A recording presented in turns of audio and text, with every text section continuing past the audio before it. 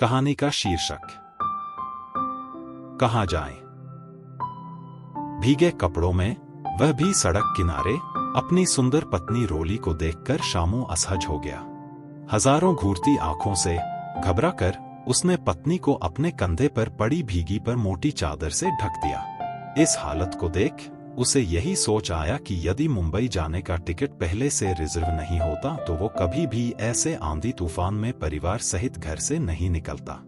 आनन फानन में रोली को गढ़मुक्तेश्वर से हल्द्वानी जाने वाली बस में हाथ पकड़कर भीड़ के बीच से बस में चढ़ा ही दिया। बेटी को तो पहले ही अपनी सीट पर बैठा चुका था। छोटा बेटा रोली की गोद में ही था। वह सपरिवार धनधान्य से परिपूर्ण ससुराल जा रहा था। उन्हें देखकर बस में बैठी एक महिला ने अपने थैले से एक लंबा कार्डिगन निकालते हुए कहा, अब ये लंबे कार्डिगन कौन पहनता है, तुम पहन लो। वैसे भी यह कपड़े भिखारियों को बांटने के लिए ही जा रही हूं। शामू सोचने लगा कि दाता तरह तरह के भिखारी वाला वाक्य ना ही बोलती। दुनिया अलग अलग। उसे नौकरी मिलने पर भी सिफारिशी से सुनना पड़ा था कि पढ़ाई ढंग से करनी चाहिए थी। बस की गति के साथ साथ उसका मन भी विचारों में लीन हो चला था। धनी ससुराल पक्ष ने उसके परिवार की 2 करोड़ की नकदी व खेत जमीन देखकर ही उससे अपनी बेटी का विवाह किया था।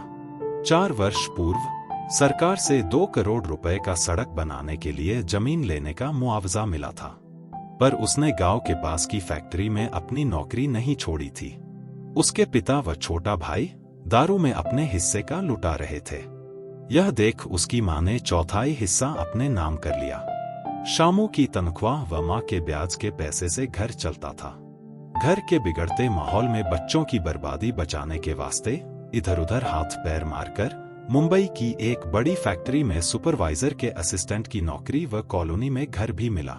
उसके विचारों की गाड़ी तो बढ़ती ही जा रही थी, पर बस अचानक रुक गई। बहुत से यात्री उतर कर देखने लगे क्योंकि यह बस स्टैंड नहीं था। पता लगा कि आंधी तूफान से सड़क पर बूढ़े पेड़ों ने दम तोड़ दिया था।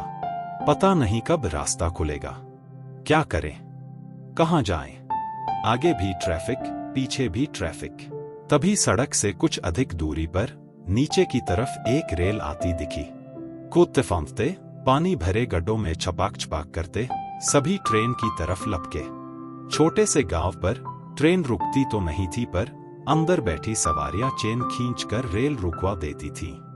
उसके साथ ही अपने ही तरह की एक घातक प्रतियोगिता में किसान, यात्री, दूध बेचने वाले, जानवर तक लेकर घुसते। हाँ, दूध के ड्रम डिब्बों की खिड़कियों पर बाहर की तरफ लटकाते थे, वरना तो यात्रियों को खड़े होने की जगह भी नहीं मिलती। शायद वही खिड़कियों पर लटकते। टिकट लेने का रिवाज कहाँ था भला? शामू को इस सब का ज्ञान था। वह भी सपरिवार घुस गया। फटाफट घुसने के चक्कर में यह नहीं देखा कि ट्रेन मुरादाबाद पैसेंजर थी, वहीं जाकर खड़ी हो जाएगी। हवा में छतरी पहले ही पलट गई थी, पर बारिश में उतरना तो था ही।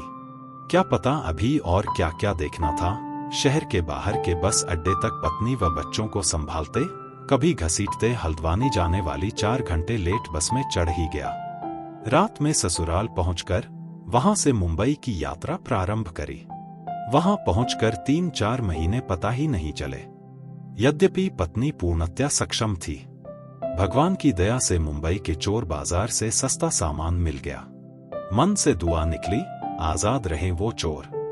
अपना अपना जीवन है, सपने लेकर आगे बढ़ो।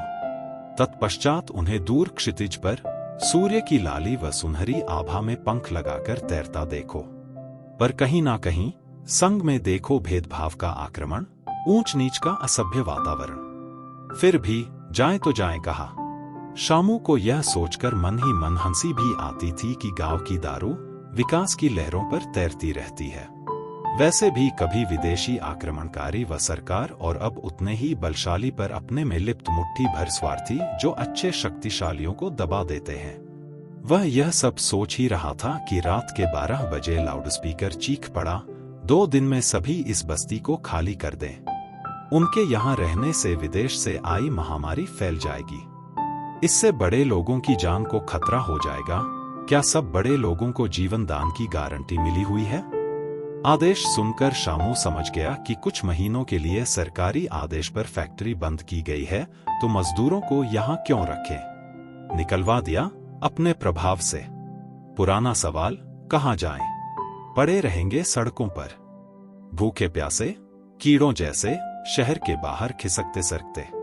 पशु की आंखों की लाचारी कभी तो मानव के नेत्रों में भी उभरती छलकती है, पर जब विद्रोही आवाज कुचली जाए तब एक लंबी अंतहीनता। दोबारा से परिवार को घसीटते संभालते शहर के बाहर टेम्पो में ठूंस ठूंस कर अन्य सवारियों के साथ बैठाया। गांव की पुरानी आदतें अच्छी रहीं। धक्के व ठोकरें खाते हुए गांव पहुंचकर शामू ने सांस ली। कहा जाता है कि सपनों की वास्तविकता यह है कि वह जीवन में जीवंतता के रंग भरते हैं, साथ ही वह पथ दिखाते हैं जहां से मंजिलें शुरू होकर आसमान छूती हैं। परंतु वह तो गांव पहुंचकर सपने कूड़े में डालकर अगले ही दिन पुरानी नौकरी की तलाश में निकल पड़ा। चलते चलते उसको अपने मुंबई के मित्र की मोबाइल पर कॉल आई कि उनकी फैक्ट्री के मालिक का बेटा दारू पीकर इधर उधर घूमते हुए महामारी में फंस गया व दुनिया छोड़ गया। स्पंदन रहित पर कीट नहीं, संवेदनशील पृथ्वीपुत्र मानव ही तो दौड़ेगा। धर्मगुरु नहीं, राजगुरु नहीं, केवल और केवल भूमिपुत्र ही आगे जाएगा। भाग्य की शब्दावलियां भी तो अनेकानेक।